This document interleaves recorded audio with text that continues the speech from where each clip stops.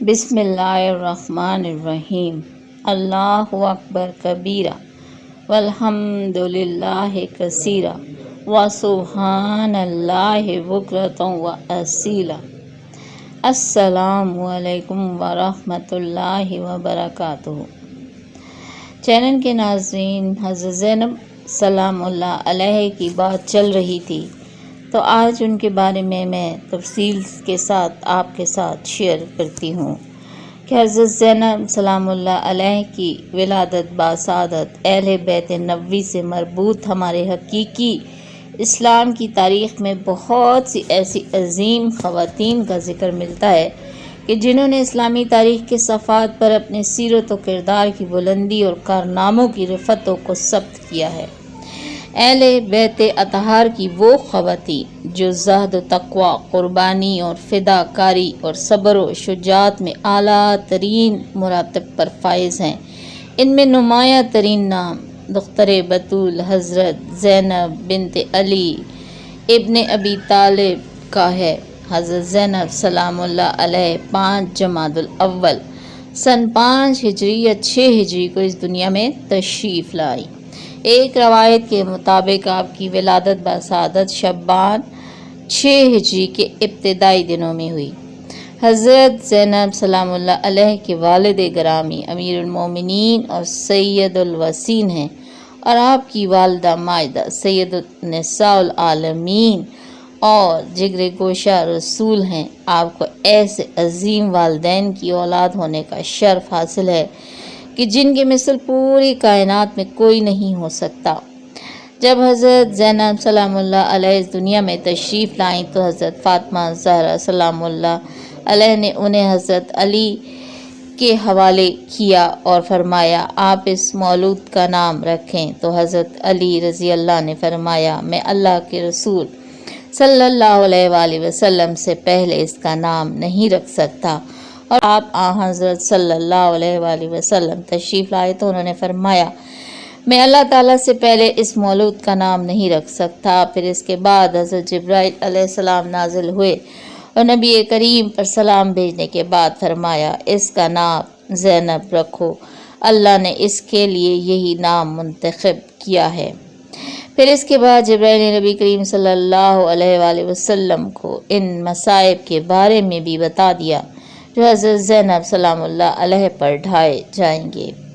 ان مصائب کو سن کر رسول پاک صلی اللہ علیہ وآلہ وسلم کی آنکھوں میں آنسو آ گئے۔ حضرت زینب سلام اللہ علیہ کے اوپر ڈھائے جانے والے مصائب کا بتایا گیا، جس کا سن کر حضور پاک صلی اللہ علیہ وآلہ وسلم کی آنکھوں میں آنسو آ گئے۔ جب حضرت زینب بڑی ہوئیں تو حضرت امیر المومنین نے ان کی شادی اپنے بھتیجا عبداللہ بن جعفر طیار کے ساتھ کر دی اور ان کا حق مہر حضرت فاطمہ سلام اللہ علیہ کے حق مہر کی طرح 480 درہم قرار دیا۔ حضرت امیر المومنین نے حق مہر کی رقم اپنے ذاتی مال سے جناب عبداللہ بن جعفر طیار کو ہبہ کی۔ جناب عبداللہ ان لوگوں میں شامل ہیں کہ جنہیں تاریخ سخاوت، اعلیٰ نسب اور بلند ایمان کے حوالے سے جانتی ہے، اور بہت زیادہ سخاوت کی وجہ سے لوگ آپ کو بحر الجود کے لقب سے یاد کرتے تھے۔ جناب عبداللہ وہ پہلے مسلمان ہیں جو حبشہ میں پیدا ہوئے۔ حضرت جعفر طیار کی شہادت کے بعد رسول پاک صلی اللہ علیہ وسلم نے حجام کو بلایا اور جناب جعفر طیار کے بیٹوں کے بال ترشوائے اور فرمایا محمد ہمارے چچا ابو طالب کی طرح ہیں اور عبداللہ صورت اور سیرت میں میرے مشابہ ہیں۔ پھر اس کے بعد رسول پاک صلی اللہ علیہ وآلہ وسلم نے جناب عبداللہ کا ہاتھ تھام کر فرمایا اے اللہ جعفر کے گھر والوں کی نگہبانی فرما اور عبداللہ کے ہاتھ میں برکت ڈال۔ رسول پاک صلی اللہ علیہ وآلہ وسلم نے یہ دعا 3 مرتبہ دہرائی۔ اس کے بعد جناب اسما آئیں اور اپنے شوہر جعفر کو یاد کرنے لگیں تو اس وقت رسول پاک نے فرمایا خدا تعالیٰ تمہیں اس عائلہ کی دیکھ بھال پر اجر عطا کرے گا اور دنیا آخرت میں ان سب کا ولی و سرپرست میں ہوں۔ روایت کے مطابق حضرت زینب سلام اللہ علیہ کی اولاد درج ذیل ہے۔ جناب علی، جناب اون، جناب عباس، جناب ام کلثوم۔ حضرت زینب سلام اللہ علیہ کے بیٹے جناب علی کو تاریخ میں زینبی کے نام سے یاد کیا جاتا ہے۔ خدا نے انہیں کثیر اولاد عطا کی اور ان کی نسل اب تک باقی ہے۔ جناب اون کربلا کے میدان میں امام حسین علیہ السلام اور اسلام کی نصرت کرتے ہوئے شہید ہوئے اور امام حسین علیہ السلام کی قبر اقدس کے ساتھ گنج شہداء میں دفن ہوئے۔ حضرت زینب سلام اللہ علیہ نے ایسے پاک اور طاہر گھر میں پرورش پائی کہ جس میں ذکر خدا اپنے عروج و معراج کی منزلوں کو چھوتا اور صالح اعمال اپنی ادائیگی کو حق پاتے، جس میں حضرت علی علیہ السلام کی علم و حکمت کی سرپرستی ہوتی، جہاں حضرت فاطمۃ الزہرا سلام اللہ علیہ کے لطف و کرم کا سایہ رہتا، جہاں جوانان جنت کے سرداروں کی ہر وقت مجلس نصیب ہوتی۔ ایسے عظیم گھر میں تربیت و پرورش پانے والی شخصیت کا حق یہی ہے کہ وہ ہر کمال کے اعلیٰ ترین مراتب پر فائز ہو۔ یہی وجہ ہے کہ حضرت زینب سلام اللہ علیہ میں وہ تمام اعلیٰ صفات کمال اور فضائل پائے جاتے تھے کہ جن کی نظیر کسی بھی خاتون میں ملنا ناممکن ہے۔ انہی فضائل و مناقب کی وجہ سے آپ کو صدیقۃ الصغریٰ، عقیلہ بن ہاشم، موسکہ، عارفہ، کاملہ، عابدہ، آل علی اور بہت دوسرے القابات سے یاد کیا جاتا ہے۔ حضرت امام زین العابدین علیہ السلام جناب زینب سلام اللہ علیہ سے فرماتے ہیں، ترجمہ: الحمدللہ، آپ ایسی عالمہ ہیں کہ جس کو کسی نے تعلیم نہیں دی اور ایسی فہم و فراست رکھتی ہیں کہ جیسے آپ نے کسی سے نہیں سیکھا۔ کتابوں میں مذکور ہے کہ حضرت امام زین العابدین سلام اللہ علیہ کی بیماری کے زمانے میں حضرت زینب سلام اللہ علیہ ہی امام حسین علیہ السلام کی خاص نائب تھیں اور لوگ شریعت کے مسائل میں حضرت زینب سلام اللہ علیہ کی طرف ہی رجوع کرتے تھے۔ حضرت زینب اور حضرت امام حسین، ان کا آپس کا تعلق بہت حسین تھا۔ بہن بھائی ہونے کے تعلق اور امام وقت ہونے کے حوالے سے تعلق بہت ہی نادر اور انمول پہلوؤں کو اپنے اندر سموئے ہوئے ہے۔ اس میں کوئی مبالغہ نہیں کہ بھائی بہن کا جو عظیم تعلق تھا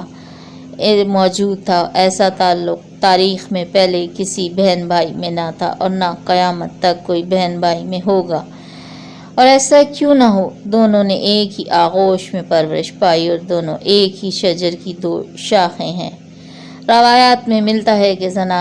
حضرت زینب سلام اللہ اس دنیا میں آنے کے بعد ایک دن حضرت فاطمہ زہرا سلام اللہ اپنے بابا حضور پاک صلی اللہ علیہ وآلہ وسلم کے پاس گئیں اور ان سے فرمایا، اے میرے بابا، میں زینب میں ایک عجیب چیز کا ملاحظہ کرتی ہوں۔ تو رسول پاک نے فرمایا، وہ کیا؟ تو حضرت فاطمہ نے فرمایا، جب تک حسین گھر نہیں آ جاتا زینب بے چین رہتی ہے، اور جب حسین گھر آ جاتے ہیں تو زینب اپنے بھائی حسین کی طرف ہی رخ کر لیتی ہے اور دیر تک اپنے بھائی کو دیکھتی رہتی ہے۔ جب رسول پاک نے یہ بات سنی تو انہیں ان کی آنکھوں میں آنسو آ گئے اور فرمایا، مجھے جبرائیل نے ان مصائب کے بارے میں بتایا ہے جو حسین اور زینب پر ڈھائے جائیں گے۔ حضرت زینب کی اپنے چچا کے بیٹے عبداللہ بن جعفر طیار سے شادی کے بعد ایک دن امام حسین علیہ السلام کا دل اپنی بہن کو ملنے کے لیے بہت بے قرار ہوا۔ امام حسین علیہ السلام جب اپنی بہن کو ملنے کے لیے ان کے گھر پہنچے تو انہوں نے دیکھا کہ حضرت زینب علیہ السلام اپنے گھر کے صحن میں سو رہی ہیں اور دھوپ ان پر آ رہی ہے۔ جب امام حسین علیہ السلام نے یہ منظر دیکھا تو وہ خود اپنی بہن کے پاس ان پر سایہ کر کے کھڑے ہو گئے۔ تب تک کھڑے رہے جب تک حضرت زینب سلام اللہ علیہ کی آنکھ نہ کھلی۔ ان کی آنکھ کھلی اور انہوں نے اپنے بھائی کو اس حالت میں دیکھ کر فرمایا، اے میرے بھائی، اے میری آنکھوں کی ٹھنڈک، کیا آپ خود مجھ پر سایہ کر کر کھڑے رہے ہیں؟ یہ واقعہ حضرت زینب سلام اللہ علیہ کے ذہن میں نقش ہو گیا اور عاشورے کے دن وہی واقعہ ہوا کہ جب امام حسین علیہ السلام کو شہید کر دیا گیا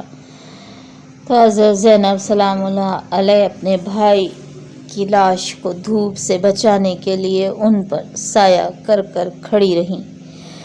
حضرت زینب سلام اللہ علیہ کی اپنے بھائی امام حسین سے محبت فقط بھائی ہونے کے ناطے نہ تھی، بلکہ حضرت زینب سلام اللہ علیہ کو امام حسین کی حقیقی معرفت حاصل تھی۔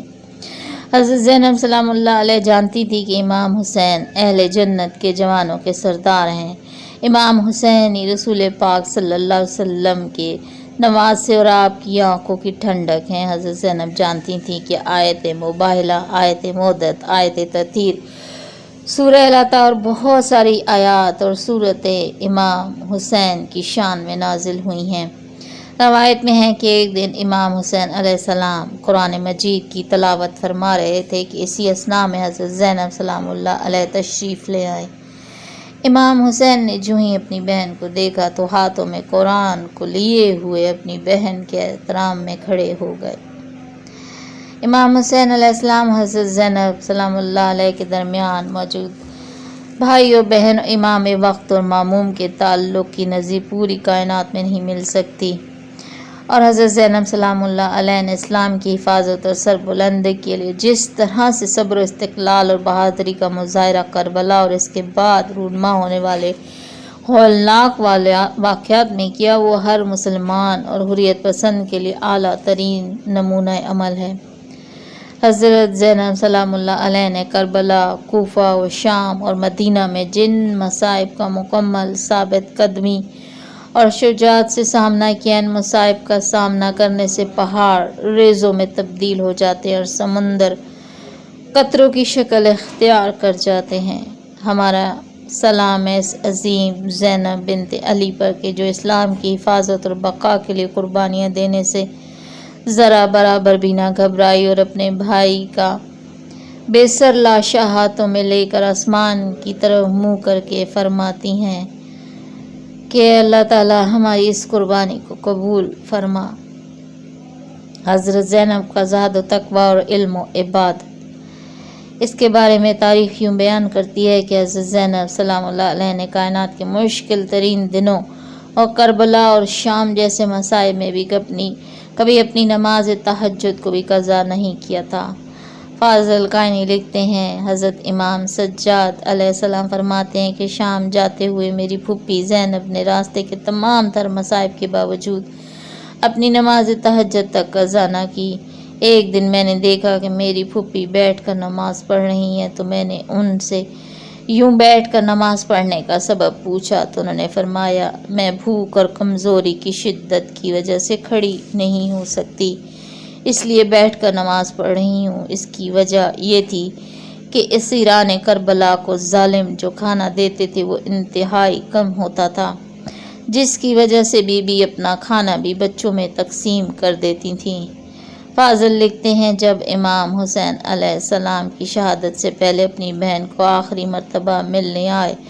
تو انہیں حضرت زینب سلام اللہ علیہ سے فرمایا، میری بہن مجھے نماز شب میں نہ بھولنا۔ فاطمہ بنت حسین فرماتی ہیں، میری پھوپھی 10ویں محرم کی رات محراب عبادت میں کھڑی عبادت کرتی رہیں اور اپنے پروردگار سے دعا میں مشغول رہیں،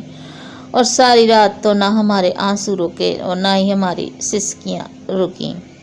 روایات میں مذکور ہے کہ جب حضرت زینب سلام اللہ علیہ اپنے بابا کے ساتھ کوفہ میں رہتی تھیں تو وہ اپنے گھر میں عورتوں کو قرآن کی تفسیر پڑھاتی تھیں۔ حضرت زینب سلام اللہ علیہ سے بہت سی احادیث اور روایات مروی ہیں جو کہ تاریخ و حدیث کی کتابوں میں مذکور ہیں۔ حضرت زینب سلام اللہ علیہ کے پردہ کا یہ عالم تھا کہ یحییٰ مادنی کہتا ہے کہ میں مدینہ میں حضرت امیر المومنین کے پڑوس میں رہتا تھا، لیکن خدا کی قسم نہ تو میں نے کبھی حضرت زینب کو دیکھا اور نہ ہی کبھی ان کی آواز سنی۔ جب حضرت زینب اپنے نانا رسول پاک صلی اللہ علیہ وسلم کی قبر کی زیارت کے لیے جاتیں تو رات کے وقت زیارت کے لیے گھر سے نکلتیں اور ان کے دائیں طرف امام حسن اور بائیں طرف امام حسین اور آگے حضرت علی امیر المومنین خود چلتے۔ حضرت زینب کو ایسے المناک اور پردرہ مصائب کا سامنا کرنا پڑا جس سے کم سن بچے کے بھی بال سفید ہو جاتے ہیں۔ ملکہ کائنات کی اس عظیم بیٹی کے لیے اپنے تمام عزیزوں کو یک کے بعد دیگرے شہید ہوتا ہوا دیکھنا، رسول خدا کی شہادت کے بعد اپنی والدہ حضرت فاطمہ زہرا علیہ السلام کی شہادت اور ان پہ ہوئے ظلم دیکھنا، پھر اپنے بابا حضرت امیر المومنین حضرت علی کے سر پہ لگنے والی ضرب اور شہادت کا دکھ برداشت کرنا، اور اس کے کچھ عرصے بعد اپنے بھائی امام حسن کی شہادت اور ان کے جنازے پر لگنے والے تیروں کو دیکھنا، اور پھر کربلا کے میدان میں اہل بیت رسول پہ ہونے والے کائنات کے سب سے بڑے مظالم کی گواہ بنی، اور رسول پاک کی نوازی ہونے کے جرم قید و بند کی مصیبتوں کو برداشت کیا، لیکن ان تمام مصائب کے باوجود اپنے موقف پر ایسے ثابت قدم رہی کہ پہاڑ اپنی جگہ سے ہلتے ہیں تو ہل جائیں، لیکن رسول کی نواسی کی ثابت قدمی میں ذرا برابر فرق نہ آیا۔ اپنی گفتار اور سیرت میں ایسی شجاعت اور دلیری سے کام لیا کہ لوگوں کو حضرت بن ابی طالب کی شجاعت یاد آ گئی۔ صبر، حلم اور دانائی میں اپنی والدہ حضرت فاطمہ زہرا کی شبیہ بن کر تاریخ کے صفحات پر ظاہر ہوئیں۔ حضرت زینب سلام اللہ علیہ اپنے وقت کے سب سے بڑے آمروں اور فرعونوں کے سامنے یوں گفتگو کی کہ آج بھی لوگ یہ سوچتے ہیں کہ اپنے تمام عزیزوں کی شہادت اور اتنی زیادہ مشکلات کا سامنا کرنے کے بعد بھی ایک خاتون کس طرح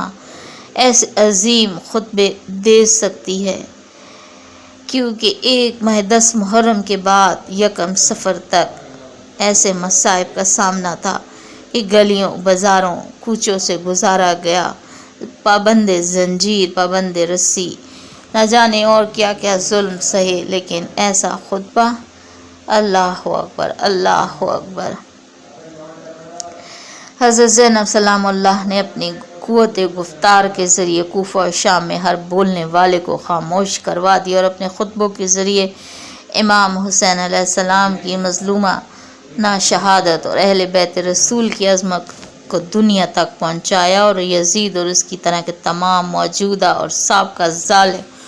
حکمرانوں کی منافقت اور اسلام دشمنی کا پول دنیا کے سامنے کھول کر رکھ دیا۔ یہ حضرت زینب سلام اللہ کے کوفہ اور شام میں دیے گئے خطبے ہی تھے جنہوں نے یزیدی حکومت کی جڑوں کو ہلا کر رکھ دیا تھا، اور تمام دشمنان اہل بیت سب کو اسیر کر دیا تھا کہ ان کو کربلا کو واپس، اسیران کربلا کو واپس مدینہ بھیجنے پر مجبور کر دیا۔ الغرض ایسی شخصیت کے بارے میں جتنا بھی لکھا جائے، بولا جائے، بہت کم ہے۔ آپ اس دنیا سے 15 رجب 66 ہجری کو رخصت ہو گئیں۔